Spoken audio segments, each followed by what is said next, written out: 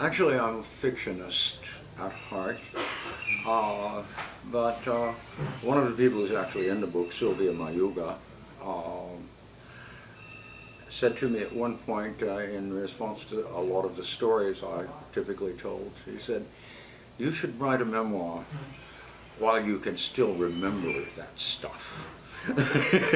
It was kind of a left-handed compliment, but it started me thinking that that was a real possibility, and the possibility just developed in my, kind of book-forming head.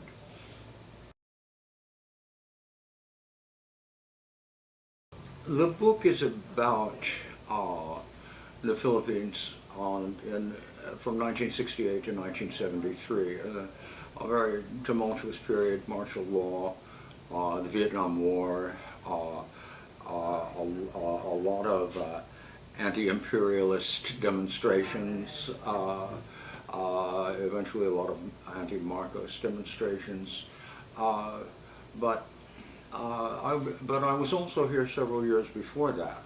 I came in 1968. Martial law wasn't until 72. Um, a lot of people think they know things about that transition, but both in fiction and in history, there's a tendency to kind of get stuck in that business of oppression and oligarchy and dictatorship and private armies and running to the hills and manning the barricades, and I mean, which I of course appreciate that.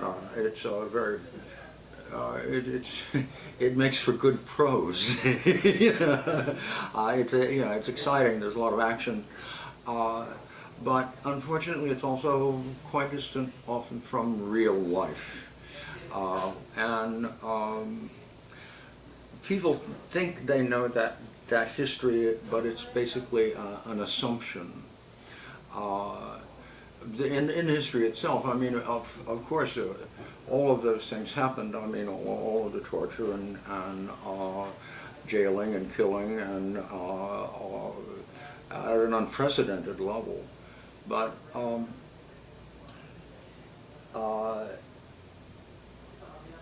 the there's a blank spot in most human beings. I'm not talking about Filipinos or anyone else. There's a certain point back in history where we tend to kind of be hazy. There's the aspect of history that's historical in the sense that it's taught in history, and then there's now and the immediate stuff that led up to now. But then there's this kind of zone in between. I mean, it's like myself. I mean, I was born after World War II, but I was 50 years old before I came to understand World War I.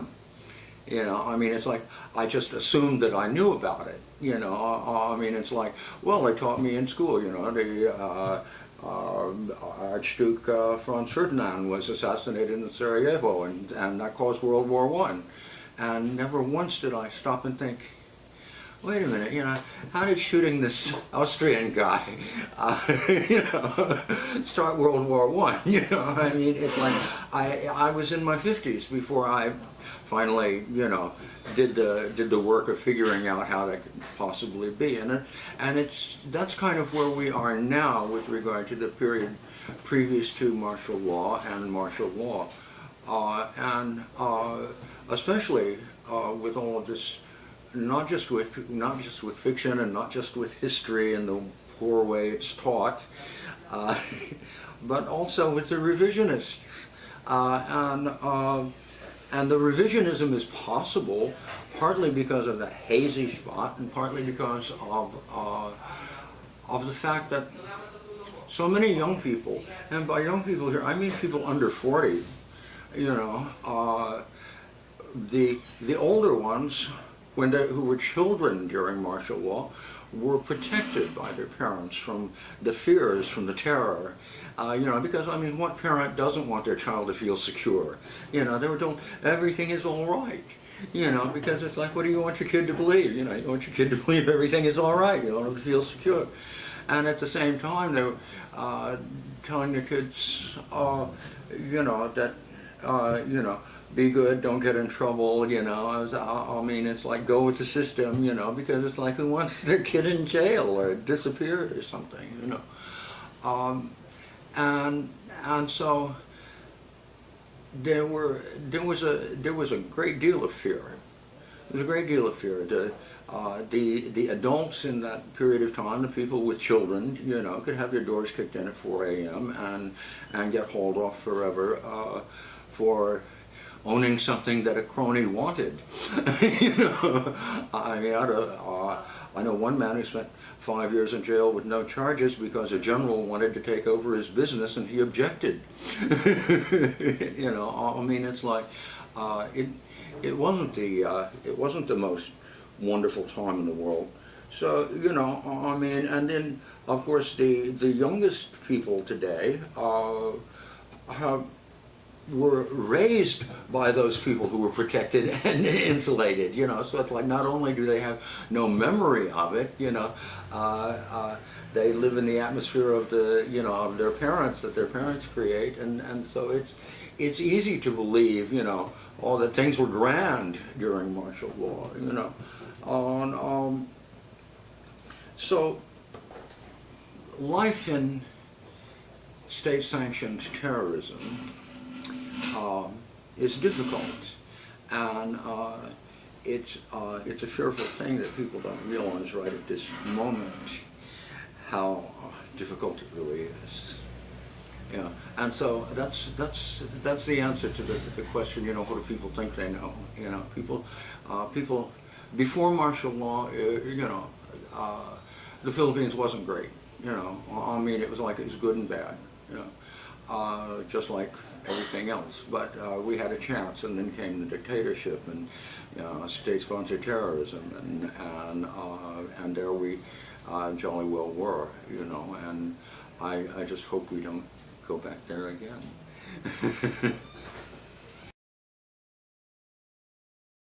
The research was revealing in a number of ways. I mean, Winston Churchill said that anyone who thinks you can't change history never wrote a memoir. But because I did try to clarify, I tried to get ideas about motivations and particulars of events, and I found that most of the people that I wanted to find those things out from were no longer alive. You know, I mean, because it's like at the time of the book, I was in my early 20s, and these were the people that I looked up to, and most of them are dead now. It was revealing that that some of the things I write about, I realized that, you know, I'm the last person alive that knows this stuff, you know, because it's like only 3 or 4 people knew, you know, and the other people are dead. So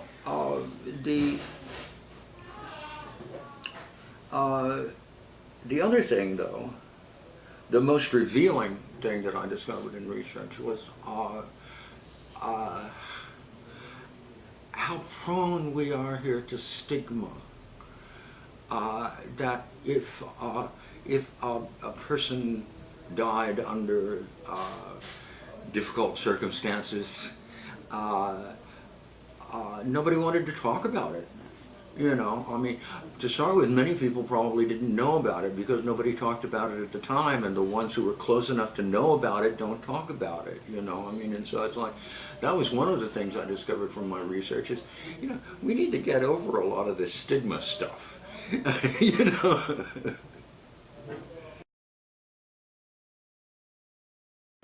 Well, there's not much. I'm careful about that. I mean, I have a huge toolbox full of terrific words that I try to be very cautious about dipping into. I think my favorite unusual word would be petrichor. There's a segment on smells. And petrichor is the smell of moist rock, and it's a unique word for a unique thing, you know.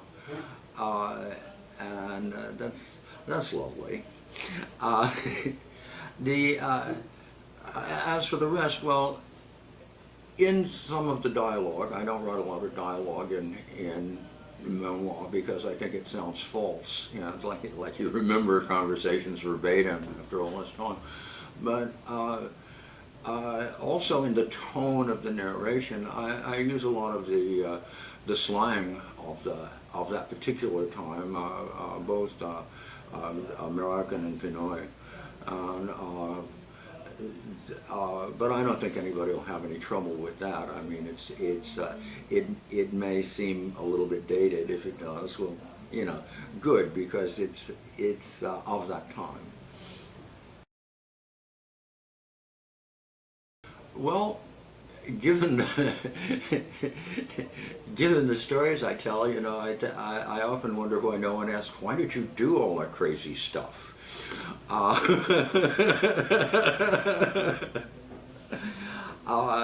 know, and that has to do more with adventure than anything else, but to the reader, to the person involved, of course, you know, there's a thing, adventure is something that happens to other people, presumably far away, you know.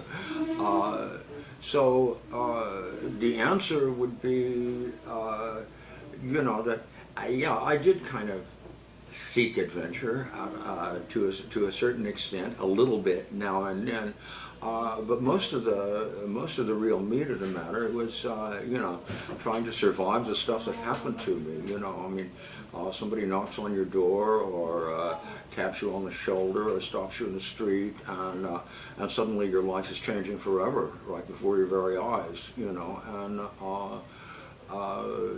this is this is where a lot of the crazy stuff came from.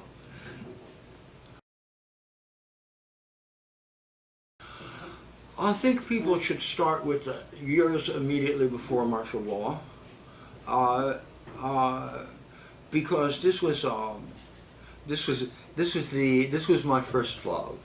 This is the Philippines that I fell in love with. This was the Philippines where, you know, you could travel everywhere and never get stopped at a checkpoint.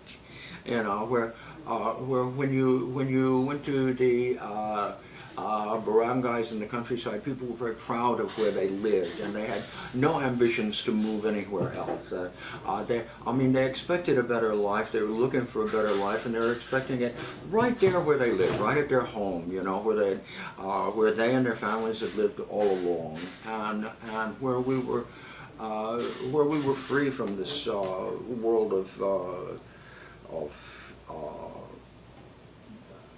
consumerism and advertising-driven desires, you know, for consumer goods, and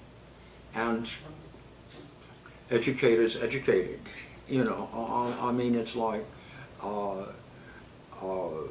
education is improving now, but there was a time, or you know, from after education suffered greatly under martial law because there wasn't any money there. You know, I mean, it's like it wasn't a very ripe field for corruption, and Corey didn't get very far in bringing it back. FDR made a little bit of headway, and then Iraq and GMA kind of ignored it entirely, so educators used to educate. You know, before martial law, police used to police. I mean, it's like they weren't always completely honest, nor were they always completely efficient. You know, but I mean, they did catch people. You know,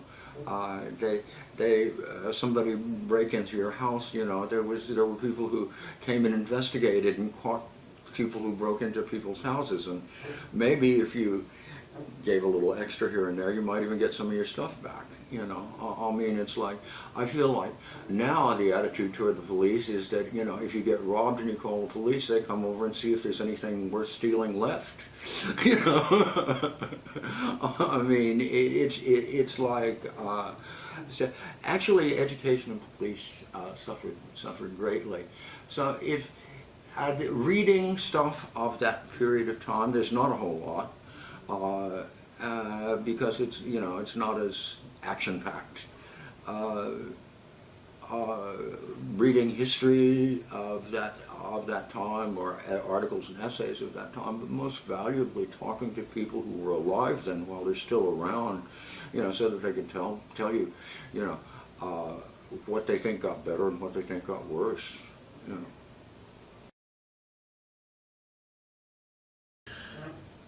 My lawyer was in the courtroom.